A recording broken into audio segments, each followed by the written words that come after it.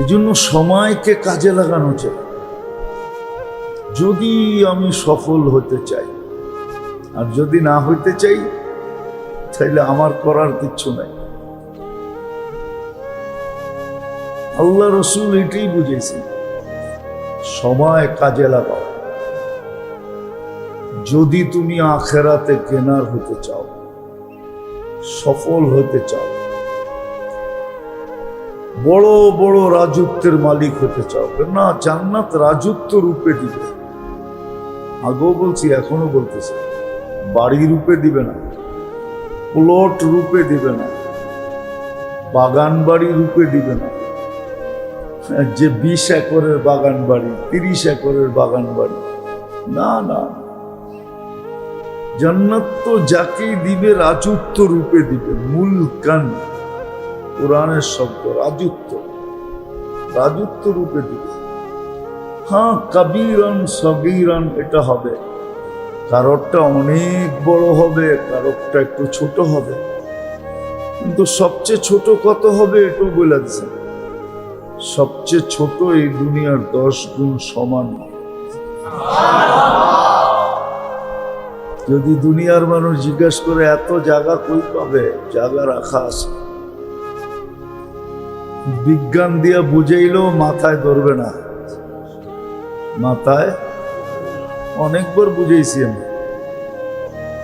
মাথায় ধরবে না।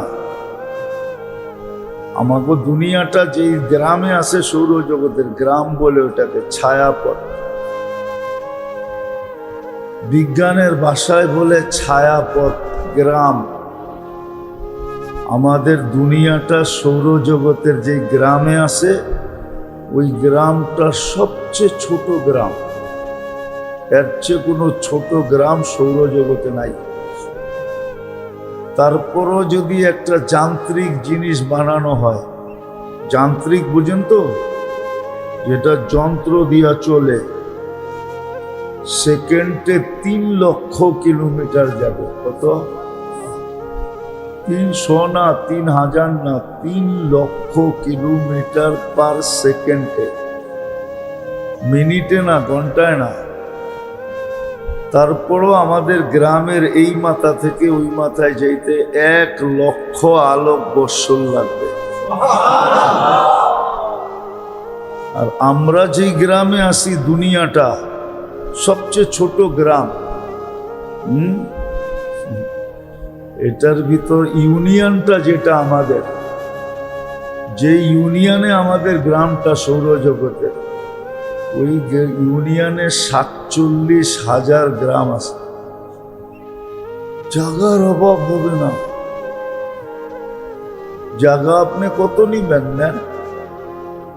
এই জন্যই তো সময়কে দামি বানাইতে বলছে, মূল্যায়ন করতে বলছে। নাইলে মনীষীরা কিতাব লিখতেন না।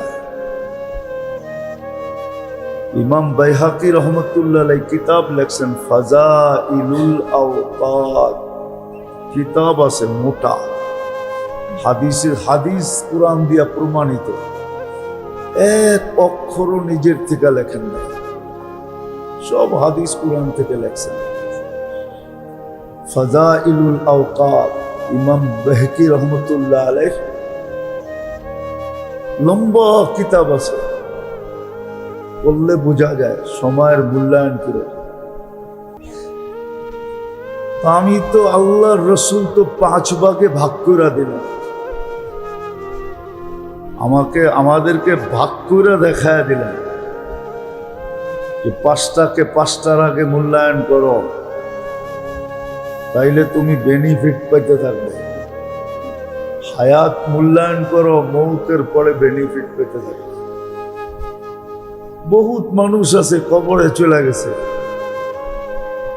হাড্ডি মাংস মাটির সাথে মিশে গেছে, কিন্তু ওর আমলের একটুও বন্ধ হয় না, সব আমল এখনো চালু।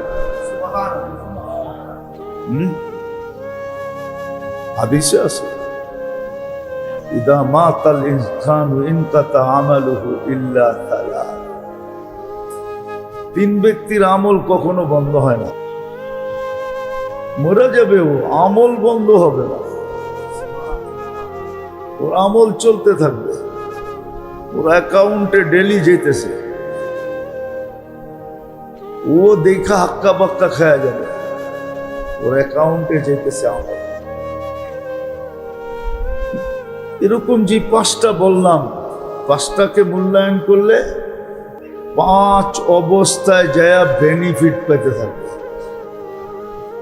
কিন্তু বাধাও আছে, শয়তান আর মন আমাদেরকে পৌঁছতে দেয়, ভাবতেও দেয় না, করতে দিবে তো দূরের কথা, চিন্তাও করতে দেয় না, মনও দেয় না, শয়তানও দেয় না। কত জুমাই বলছিলাম মনের ব্যাপারে, মন আমাদেরকে বুঝতে দেয় না,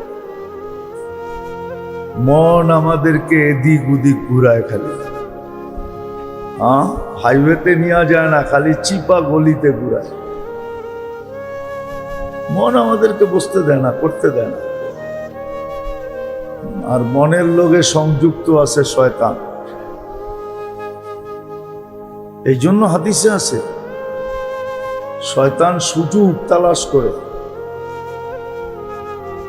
মন যখন আমাদেরকে ঘুরায় তো শয়তান মনের সাথে মিলা ওয়াসওয়াসা, আমাদেরকে ওয়াসওয়াসা দিতে থাকে, কুমন্ত্র আমাদেরকে শিখাইতে থাকে, সুমন্ত্র না কুমন্ত্র। ওয়াইদা তাকারা খানাসা, আর যখন সময় কাজে লাগাইতে থাকে তো শয়তান ভাইগা বেড়াইতে থাকে, বাঁকতে থাকে।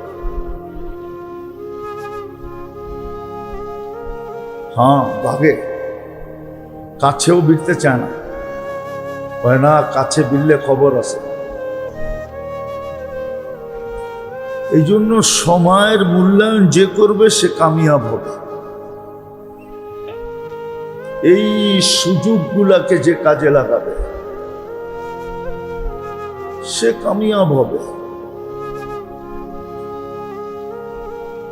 সে কামিয়াব হবে, সফল হবে, আখেরাতে সফল,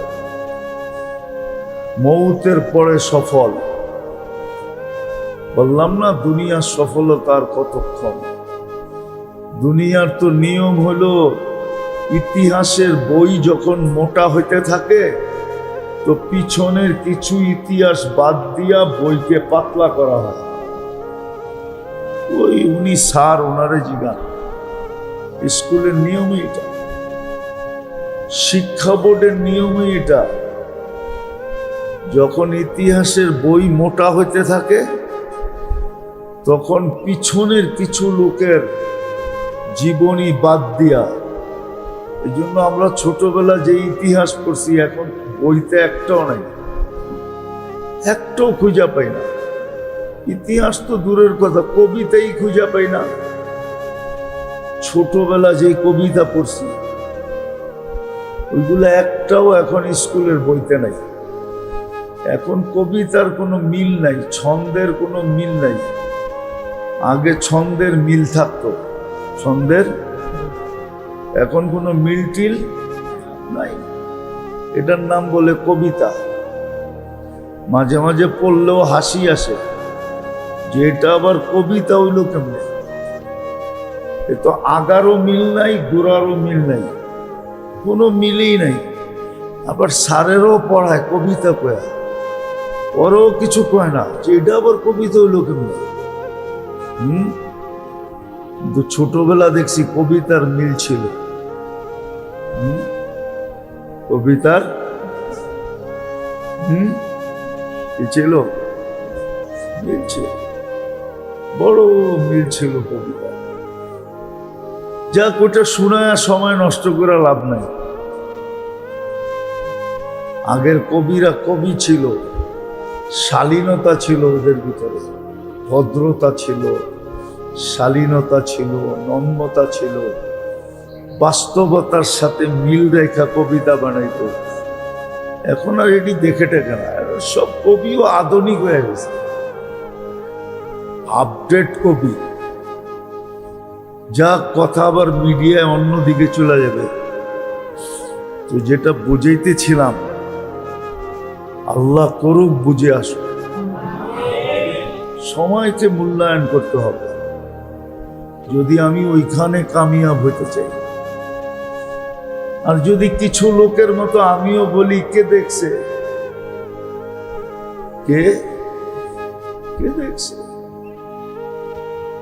যে এক সাহাবী এসে আল্লাহ রসুলের কাছে বলছিল যে আপনি সব কথা, এখনো মুসলমান হয় না, সাহাবী পড়ে হয়েছে, এক গ্রাম্য এসে বলতেছে আপনি সব কথা বুঝে আসে কিন্তু তিনটা বুঝে আসে না।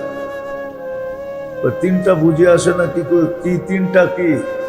আপনি কইতেছেন পুরা আরব আপনার কলেমা পড়বে, আপনি তো দেশ ছেড়ে আয়া পড়লেন মদিনায়, নিজের বাড়িতে তো থাকতে পারলেন না, আবার কোন পুরা আরব ভূখণ্ড আপনার কলেমা পড়বে। আল্লাহ রসুল বলে দ্বিতীয়টা বল। আপনি বলতেছেন পারস্য রুম আপনার লোকেরা স্বাধীন করবে, পারস্য রুম সারা দুনিয়া দুই দলের হাতে, আর আপনি বলেন আপনার লোকেরা স্বাধীন করবে।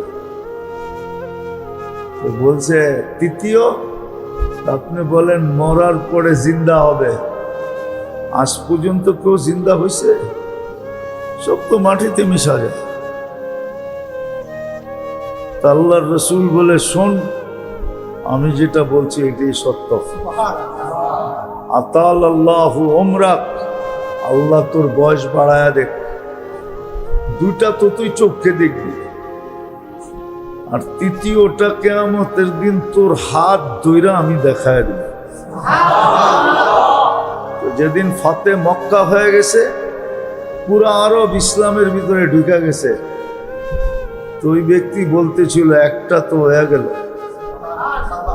একটা তো দেখা ফেলাইলাম। ওমর রাদিয়াল্লাহু তাআলা আনহুর জামানায় যখন রোম আর পারস্য স্বাধীন হয়ে গেছে, তো চিৎকার দিতে দিতে মদিনার দিকে আসতেছে, বলতেছে দুইটা হয়ে গেল, তৃতীয়টো মনে হয় হয়ে যাইব যদি মৌত, এর আগে যদি মৌত আইসা গেল। দৌড়াইতে দৌড়াইতে উট নিয়া ছুটতে ছুটতে মদিনা আসছে, আইসা আমিরুল মুমিনিন ওমর রাদিয়াল্লাহু তাআলা আনহুর হাতে মুসলমান হয়ে গেছে। আর ওই হাদিস শুনাইছে, বলে দুইটা তো চোখে দেখা ফেললাম, এই জন্য মৌত আসার আগে ছুটতে ছুটতে চলে আসছি, যদি মরা যাই তিনটা, তৃতীয়টাও তো হয়েই যাইব। দুটা যখন হয়েছে তো তৃতীয়টা হয়েই, এই জন্য মুসলমান হইতে চলে আসলাম। তো মদিনায় থেকে গেছেন। ওমর রাদিয়াল্লাহু তাআলা আনহু দেখলে দাঁড়ায় যেতেন, সবাই জিজ্ঞেস করে আপনি এরে দেখলে দাঁড়ায় যান কেন?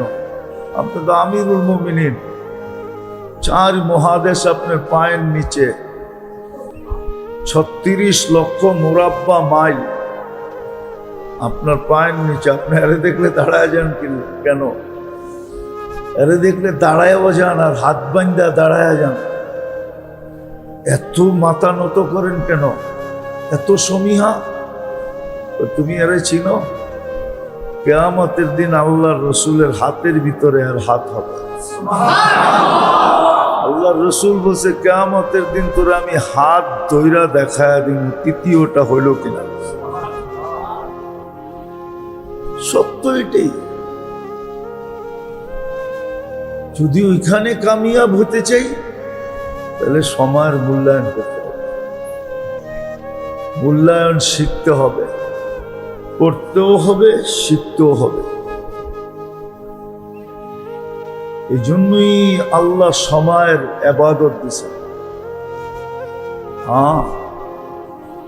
5 ওয়াক্ত নামাজ যে পড়লো, কোরআনে হাত দিয়া বলা চায়, কুঠি কসম খায়া বলা যায়, সে 24 ঘন্টা সুরক্ষা করবে। 24 ঘন্টা ইবাদত, 24 ঘন্টা সে ইবাদতে কাটাইল। 5 ওয়াক্ত নামাজ যে বাঁচমাত করল। যেই নারী পুরুষ ঘরে, নারীরা ঘরে 5 ওয়াক্ত নামাজ গুরুত্ব সহকারে ওক্ত হওয়ার সাথে সাথে পড়ল, সেই জন্য 24 ঘন্টা ইবাদত করল। বাকি তো রইল 5 ওয়াক্ত নামাজ, গুনাহ কাছেই আসতে দিবে না। যদি আইসও গেল তাইলে এটার দাগ গায়ে থাকতে দিবে না। প্রথম তো গুনাই কাছে আসতে দিবে না, দ্বিতীয় গুনাহ যদি হয়েও গেল তো এটার দাগ তার আমল নামায় থাকতে দিবে না। আসসালাতু ইলা সালাতি কাফার। আরো আছে, আরো এরকম ডর্জনকে ডর্জন আছে আমল, যেটা করলে 24 ঘন্টা সুরক্ষিত হয়ে যায়, যেটা করলে জীবন সুরক্ষিত হয়ে যায়। জীবন আগেও বলছিলাম, এখনো বলতেছি, এই উম্মতের স্বাভাবিক মৌত আল্লাহ পছন্দ করে না। এই উম্মত স্বাভাবিকভাবে মরুক, এটা আল্লাহ চায় না। এই জন্য এই উম্মতের শাহাদতের পরিধি বাড়ায়া দিছে। কোন উম্মতের ভিতরে শাহাদতের পরিধি ছিল কি ছিল না আমার জানা নাই, কিন্তু উম্মতে মুহাম্মদীর শাহাদতের পরিধি, পরিধি বোঝেন তো, প্রকার বোঝেন তো, প্রকার বোঝেন তো, শাহাদতের প্রকার 56টা। আমি আগেও বলছি, এখনো বলতেছি, আপনি ফজর নামাজ পড়া সূর্য ডুবা পর্যন্ত নাক টাইনা ঘুমাইতে পারেন, মৌত হইলে শাহাদাতের মৌত হবে। ওই পদ্ধতি আল্লাহর রসুল আমাদেরকে শিখাইয়া দিয়ে গেছে। বেশি কিছু করতে হবে না, একটা পদ্ধতি না, কয়েকটা। আমি 2-4টা দেখাই। ফজরের পরে যে আজির না মিনার নার 7 বার পড়ল, সূর্য ডুবা পর্যন্ত মরলে শাহাদাতের মৌত। ফজরের পরে যে সাইয়্যিদুল ইস্তিগফার পড়ল, সূর্য ডুবার আগে মরলে শাহাদাতের মৌত। ফজরের পরে যে সূরা হাসরের 3 আয়াত পড়ল, সূর্য ডুবা পর্যন্ত 70,000 ফেরেশতা মাগফিরাতের দোয়া করবে, মারা গেলে শাহাদাতের মৌত। কয়টা হলো? চতুর্থ।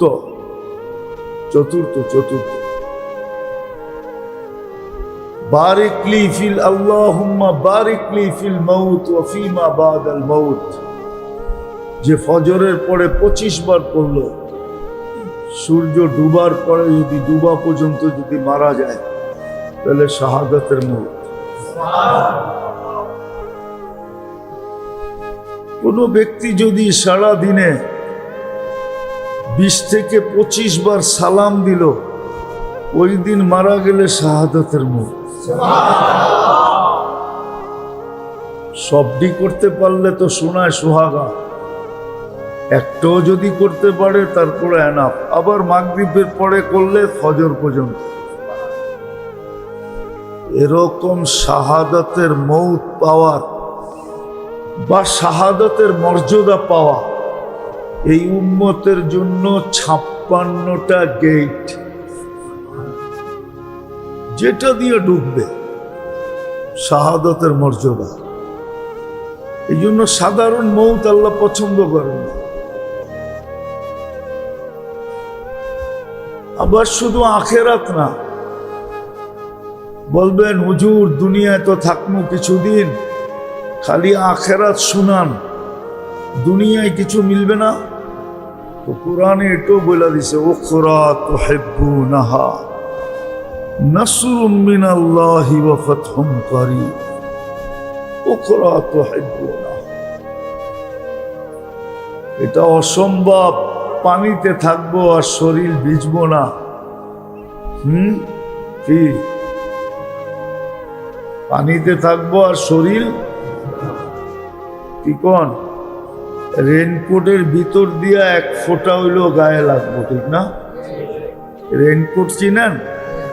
বৃষ্টির মধ্যে পড়ে না, তারপরও দুই এক ফোঁটা শরীরে লাগে না।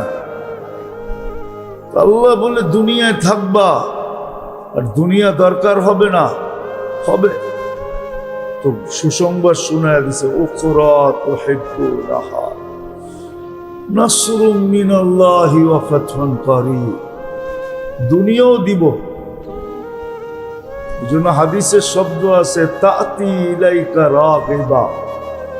এখন তো তুমি দুনিয়ার পিছে দৌড়াও,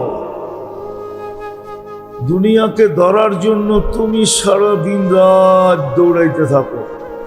কিছু লোক আছে দুনিয়া ওদের পিছে দৌড়ায়। দুনিয়া ওরা দুনিয়ার পিছে দৌড়ায় না, দুনিয়া ওদের পিছে দৌড়ায়। আজকে তো আমরা দুনিয়া ধরার লেগে দৌড় দিতেছি, দৌড় দৌড় দৌড়, দুনিয়া ধরার লেগে, দুনিয়া পাওয়ার জন্য। অথচ দুনিয়া কামানের পদ্ধতি দিছিলেন আল্লাহ উম্মতকে, উম্মত ওই পদ্ধতি মানতে রাজি না। আল্লাহর দেওয়া পদ্ধতি মানতে সব বাটপাড়ি করতে রাজি। বাটপাড়ি করতে রাজি, বাটপাড়ি করতে রাজি, বাটপাড়ি করে। অথচ আল্লাহ পদ্ধতি দিছেন। রিজিক মানুষ 4 ভাগে কামায়, কয় ভাগে? রিজিক কামানের দুনিয়ায় পদ্ধতি সিস্টেম কয়টা?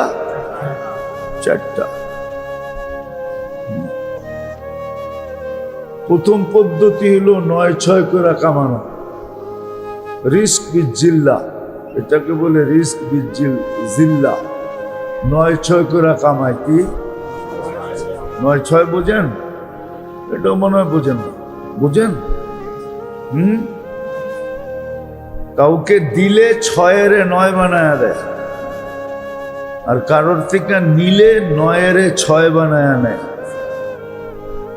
এটার নাম হলো কি 9-6। আরেকটা হলো রিজিক মেহনতের দ্বারা কামায়, শ্রমের দ্বারা। শ্রম বলতে চাকরি, দিন মজদুরি, অটো শটো, রিক্সা টিক্সা, মানে দেহটারে খাটায় কামায়। আরেকটা হলো রিস্ক বিল ইন্তেজার, তৃতীয়। এটা হলো এগ্রিকালচার, ব্যবসায়ী। এগ্রিকালচার ফসলওয়ালা ফসল লাগায় অপেক্ষা করে আল্লাহ কি দেয়, বাম্পার দেয়। বাম্পার বুঝেন? আবার গাড়ির বাম্পার বুঝেন না? তো এইবার ফলন বাম্পার হয়েছে, ঠিক না? এটা হলো রিস্কুল ইন্তেজার। এটা হলো সব এগ্রিকালচার, ফার্মার বলে যাবে, ফার্ম করে বসে থাকে। এটা হলো শিল্পপতিরা, মাল বানায়া বসে থাকে। তৃতীয় হলো ব্যবসায়ীরা, দোকান খুলে বসে থাকে। এই 3 ভাবে চতুর্থ আরেকটা ভাব আছে, ওটাকে বলে তাকওয়া। রিস্ক বিত্তাকওয়া ওয়া মান ইয়াত্তাকিল্লাহ ইয়াজআল লাহু মাখরাজা। এটা কেউ অর্জন করতে রাজি না, তাকওয়া দিয়ে রিজিক কামাইতে রাজি না। অথচ গ্যারান্টি ছিল, বাকি 3টাতে গ্যারান্টি নাই, এটাতে গ্যারান্টি ছিল। ওয়া মান ইয়াত্তাকিল্লাহু ওয়া মান ইয়াত্তাকিল্লাহ ইয়াজআল লাহু মাখরাজা ওয়া ইয়ারযুকহু মিন হাইসু লা ইয়াহতাসিব। ধারণা অতীত রিজিক দিবে মুত্তাকিকে, তাকওয়া অর্জন করে। কিন্তু এইভাবে এটা ছিলই আমাদের জন্য, উম্মতে মুহাম্মদীর জন্য ছিল এটা। উম্মতে মুহাম্মদীর জন্য ছিল।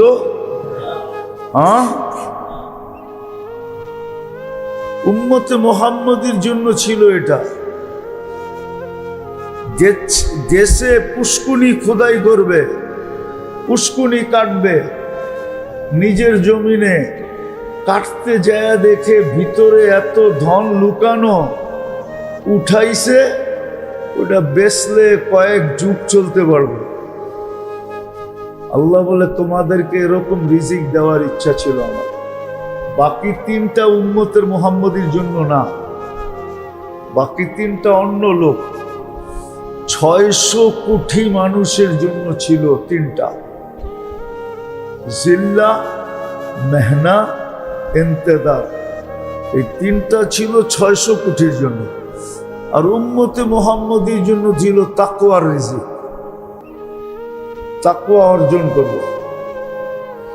খোদাই করতে যাবে কুয়া, দেখবো বাইরে আসছে ভান্ডার। দেখেন না, টিউবওয়েল গাড়তে গেছে, দেহে গ্যাস ওঠে কি? গ্যাস উঠলে কি গো?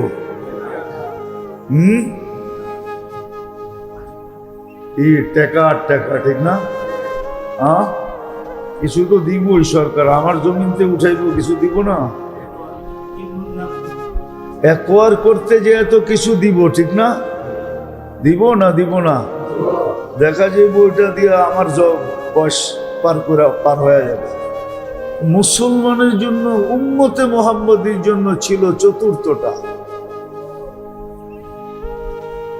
এই জন্য তো আলী রাদিয়াল্লাহু তাআলা আনহু বলছিলেন, রাদিনা কিসমাতাল জব্বারে ফিনা। আল্লাহর বন্টনে আমরা খুশি খুশি খুশি খুশি। আমাগরে তাকওয়ার রিজিক দিছে, আর বাকি দুনিয়ারে বলছে খাওয়ানোর পর্যন্ত সময় নেই। জানতাম তো না, খালি যুবকরা আজে বাজে জিনিস দেখে। এখন দেখে খালি খেলা, আর এরপরে দেখবো খালি আজে বাজে ভালো জিনিস দেখেন। হংকং যান, হংকং যান, নাইলে নেটে দেখো, হংকং এর মানুষের ঘুমানোরও সময় নেই, খাওয়ানোরও সময় নেই।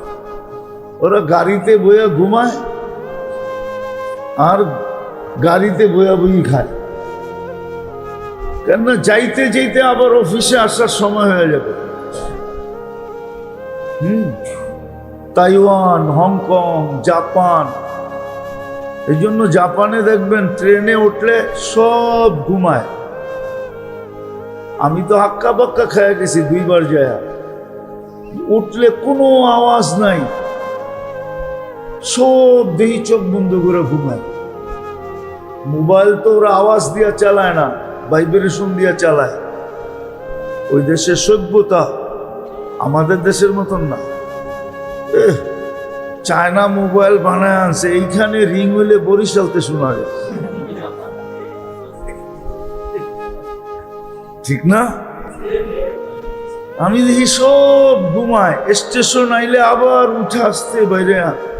ঘুমাইতে তো দেখলাম, ওই খবর পেল কেমনে যে ওর স্টেশন আছে? ওপরে জিগাইলে কয় খামিসামা মানে হলো আবাদত, জাপানি ভাষায় কয় কামুই বলে খামিসামা, কামুই আবাদত। ওই যে কয় না, আমাদের দেশেও কিছু লোক আছে কর্মই ধর্ম, ধর্ম বলে কর্ম। এটা কোনো কথা হইল? কোন যুক্তিতে হইল? আমারে বুঝান, যুক্তি তো হইব। আমারে কি কর্ম বানাইছে না আর কেউ বানাইছে? আল্লাহ বানাইছে। তাহলে কর্মই ধর্ম হয় কি করে? তো আল্লাহ 3টা দিছিলেন অন্যের জন্য, আর একটা দিছিলেন শুধু আমাদের জন্য, তাকওয়া। তাকওয়া দিয়ে রিজিক নিতে চায় না, রিজিক নিতে চায় বাকি 3 ভাবে। হায় হায়। তো যেটা বুঝাইতেছিলাম, সময়ের মূল্যায়ন করলে আমি ওইখানে কামিয়াব।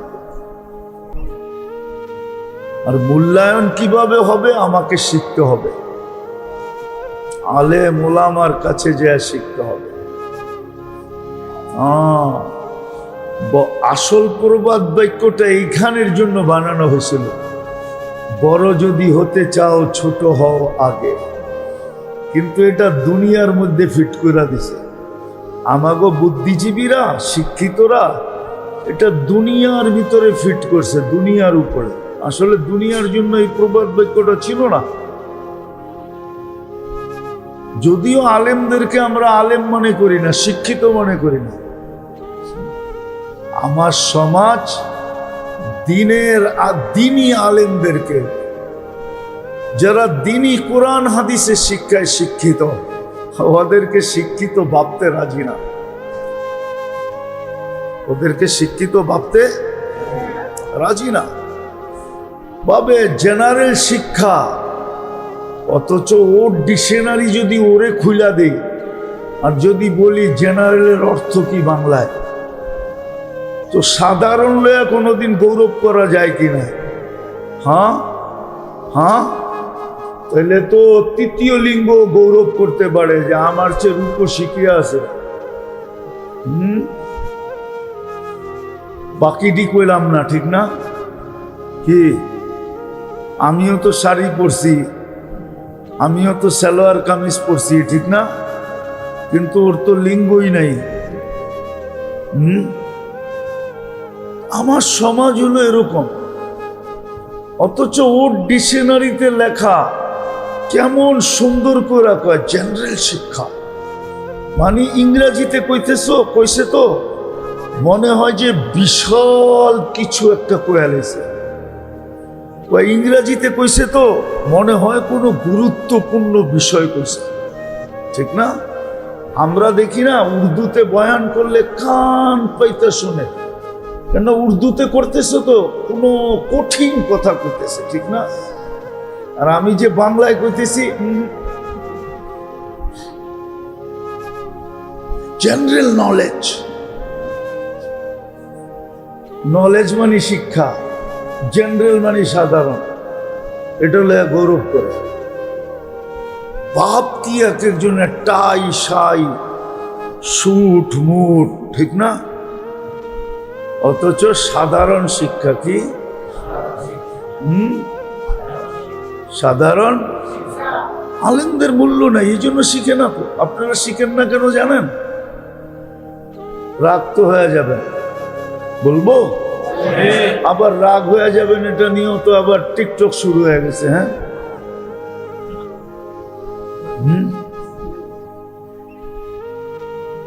এই জন্য শিখতে চায় না, কেননা আলেমদের কোনো ভ্যালু আমাদের কাছে নাই।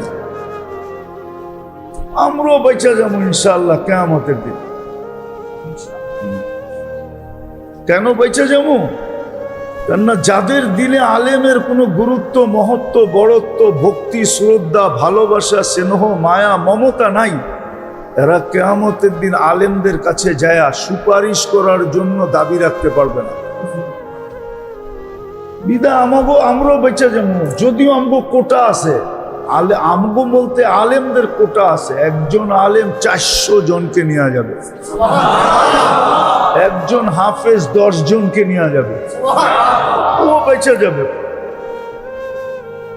বলবে আল্লাহ, এরা তো কেউ আমাদেরকে মায়া, মমতা, স্নেহ, ভক্তি, শ্রদ্ধা এদের দিলে আমাদের ব্যাপারে ছিলই না। আর ওই দিন প্রজেক্টরে উঠবে, আমরা বললে হবে না, আর ও দাবি করলেও হবে না যে খুব ছিল না। ওই দিন মেশিন আছে,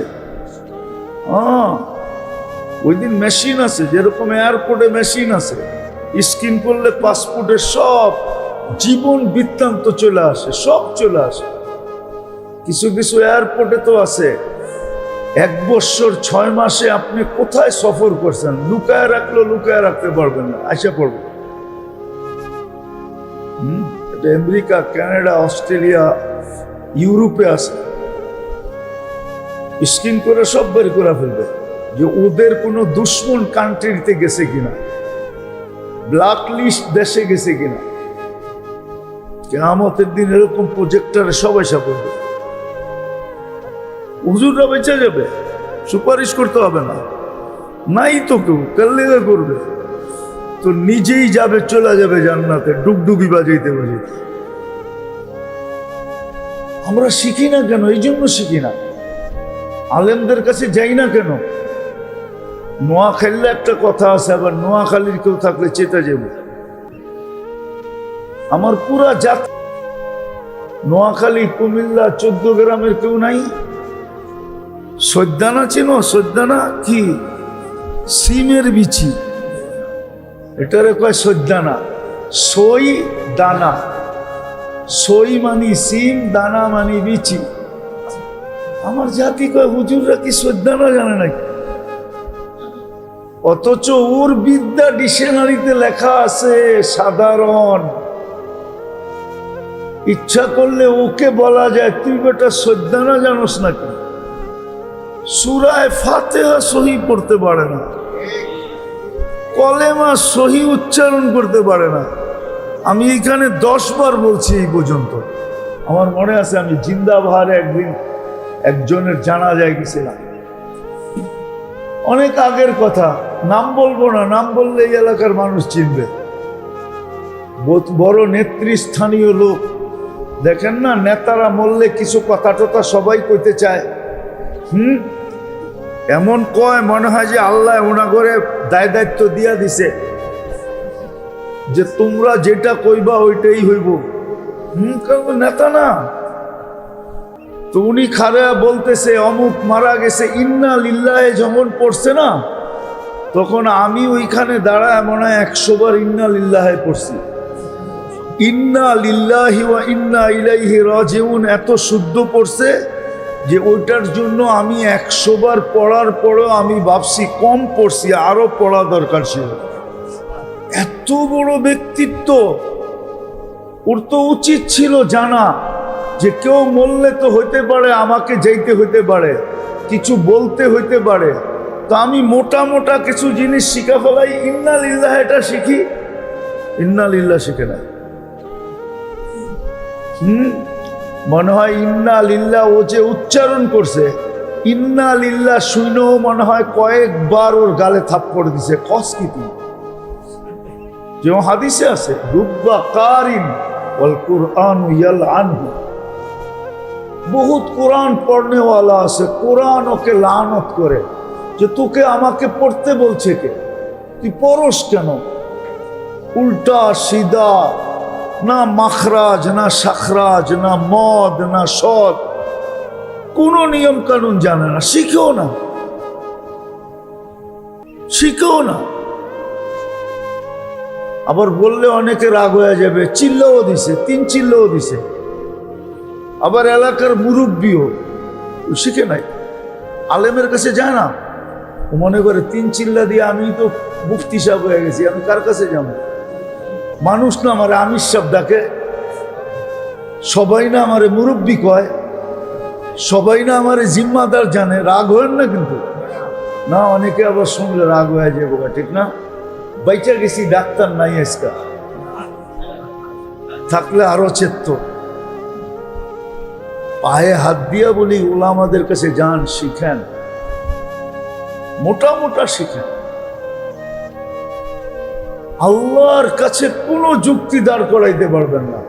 বললাম না, বলছি আগেও এখনো বলি, এই জন্য কোরআনে 3টা সূরা দিছে, ছোট ছোট, সহজ সহজ, যেন ওই উম্মত 3 সূরা দিয়া জীবন পার করে দিতে পারে। বুখারীতে আছে, বুখারী, এক সাহাবী সমস্ত রাকাতে সূরা ইখলাস পড়তো, ইমামতি করলো প্রত্যেক রাকাতে সূরা ইখলাস, একলা পড়লো সূরা ইখলাস। এক সফর থেকে সাহাবারা আয়েশা বলছে, ইয়া রাসূলুল্লাহ, কারে বানায় দিছেন ইমাম? ও তো সূরা ইখলাস ছাড়া কিছু চিনেই না। আল্লাহ রাসূল ডাইকে জিজ্ঞাসা করছে, কেন তুমি সব রাকাতে সূরা ইখলাস পড়ো কেন? বলছে, ইয়া রাসূলুল্লাহ, মোহাব্বতের কারণে পড়ি, আমি সূরা ইখলাসকে মোহাব্বত করি। তো 2 রাওয়ায়াত আছে, আল্লাহ রাসূল বলছে, বুখারীতে আছে, আদখালাহুল জান্নাহ আদখালাকাল্লাহুল জান্নাহ, সূরা ইখলাসের কারণে আল্লাহ তোরে জান্নাতে ঢুকায়া দিল। আরেক রাওয়ায়াতে আছে, তোর জানাজা মানুষ পড়বে না, ফেরেশতা পড়বে। মানুষ তো পড়বে পড়বে, ফেরেশতাও পড়বে। আরেক রাওয়ায়াতে আছে, ওর জানাজায় 70 70,000 ফেরেশতা অংশগ্রহণ করছে। ওই 3টা সূরা শিখাইছিল আমাদের, ছোট, যেন 3টা দিয়ে জীবন কাটায় দিতে পারে। সহজ, মোটা মোটা আলেমদের কাছে যে শিখেন, সোহবতে যান, নিজেরে পণ্ডিত ভাইবেন না যে আমি পণ্ডিত হয়ে গেছি, জেনারেল শিক্ষায় শিক্ষিত। আমি শিক্ষাকে ক্রিটিসাইজ করতেছি না, শিখেন, কিন্তু সাথে সাথে মোটা মোটা যেটা দরকার ওটা আলেমদের কাছে যায় শিখেন, আল্লাহওয়ালাদের কাছে যায় শিখেন। সময়কে মূল্যায়ন করেন, কাজে দিবে, একদিন আপনিই চমকাবেন, আপনারই দাম বাড়বে। কবরে যে আপনি ফুর্তি করবেন, জান্নাতে যে আপনি মজু উড়াবেন।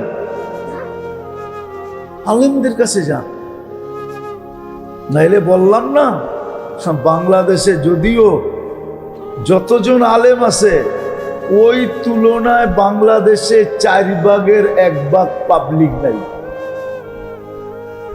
আমাদের আলেমদের কোটা পুরা করতে হইলে ডাইনে বামের চাইনা কোটা পুরা করতে হইব। এত বাঙালি, এত মানুষ বাংলাদেশে নাই। আলহামদুলিল্লাহ, যেই হাফেজ আছে বাংলাদেশে, ওরা যদি 10 জন করে নিয়ে যায়, ওদের কোটাও পুরা হবে না, সব বাঙালি ওরা লয়ে চলে যাবে। কিন্তু আপনার তো মোহব্বত রাখতে হবে, আন্তরিকতা রাখতে হবে। আপনি তো হুজুর দেখলে অ্যালার্জি হয়, ঠিক না? মাঝে মাঝে বইলেও ফেলি, মাঝে মাঝে রাস্তাঘাটে বইলেও ফেলি, এরকম কেউরে দেখলে আমি তো, তোর শারীরিক ক্যান্সার তো নাই, কিন্তু তোর দিলে ক্যান্সার হয়ে গেছে। এই রোগের চিকিৎসা জাহান্নামেই হবে যদি এইখানে না করানো হয় কোনো আলেমের পাও ধরা, তাহলে চিকিৎসা জাহান্নামে হবে। হাফেজ দেখতে পারে না, আলেম দেখতে পারে না, ইমামরে চাকর মনে করে, মসজিদের খেদমতকারদেরকে চাকর মনে করে। হায় হায় হায়, বলি তো না, কিন্তু মাঝে মাঝে একটা কবিতা শোনায় দিতে মন চায় উর্দুতে, কিন্তু বুঝবেন তো না। বুঝলে বুঝলেন, না বুঝলে না বুঝলেন। না বুঝলেই ভালো, অর্থ পাওয়া যাবে না, না বুঝলেই ভালো। पीरो पीरो तुम्हारा मुरीद तुम्हारा नौकर ताना ना दो के हमारी जबान तल्ख है। हमको जबान छुटाया लाभ नहीं, আমরা বলতে জানি। আমাগো দাঁড়ায়া লেখা পড়া বয়ান করতে হবে না, আমরা লেখা ছাড়া বলতে পারবো। বাকি দুনিয়া তো লেখা বলে, লেখা আমরা দেখি তো মাঝে মাঝে কিছু অনুষ্ঠান তো চোখে পড়ে, একবারে তো আন্দা না, আবার চৌকো আছে, আবার ডাবল 2টা চশমাও আছে। আমার একটা তো আপনারা দেখতেছেন, আরেকটা দেখতেছেন না, একটা তো অপারেশন করে লাগানো আছে। আমরা তো মাঝে মাঝে দেখি, দেখা দেখা কয়, লেখা লয়ে আইসা কয়। আমি বলে লিখতেইব না, কোন বিষয় দিবেন ওই বিষয়ের উপরে মুখস্থ চলবে, 2-4 ঘন্টা চলবে। আল্লাহ আমাদেরকে ওই শিক্ষায় শিক্ষিত করছে। এই জন্যই তো দুনিয়া ভয় পায়, আসতে দেয় না। অগরে আসতে দেওয়া যাবে না। 2-4-10টা যদি আইলো না, তাহলে পুরা কাপায় রেখা দিব, বাকি কারো বক্তৃতায় স্পিকারও শুনতে চাবে না। বেটা আগে ওরটা শুনালে। যদিও আমি রাজনীতি ব্যক্তিত্ব না, আমি কোনো এটার সাথে কোনো দিনেও ছিলাম না, কোনোদিন থাকবো কিনা এটাও জানি না। কথায় কথা আসলো, এই জন্য বললাম আলেমদের কাছে যান, শিখেন সময়কে কেমনে মূল্যায়ন করতে হয়। নাইলে ইনশাআল্লাহ যদি কালকে দেখা হয়, ওই হাদিস মনে উঠবে, লা ইয়াতাহাসসার আহলুল জান্নাতি আলা লা ইয়াতাহাসসার আহলুল জান্নাহ ইল্লা আলা সাআতিন মাররাত বিগাইরি যিকরিল্লাহ। জান্নাতীরা জান্নাতে যাওয়ার পরে কোনো বিষয় নিয়ে আফসোস করবে না, কিন্তু ওই সময়টা নিয়ে আফসোস করবে যেটা দুনিয়াতে কাজে লাগায় না। যুবক যৌবন নিয়ে আফসোস করবে, সুস্থ ব্যক্তি সুস্থতা নিয়ে আফসোস করবে, হায়াতওয়ালা হায়াত নিয়ে আফসোস করবে। আফসোস করবে, হায় কেন কাজে লাগাইলাম। আল্লাহ আমাদেরকে বুঝার তৌফিক দান করেন। ওমা আলাইনা ইল্লাল বালা।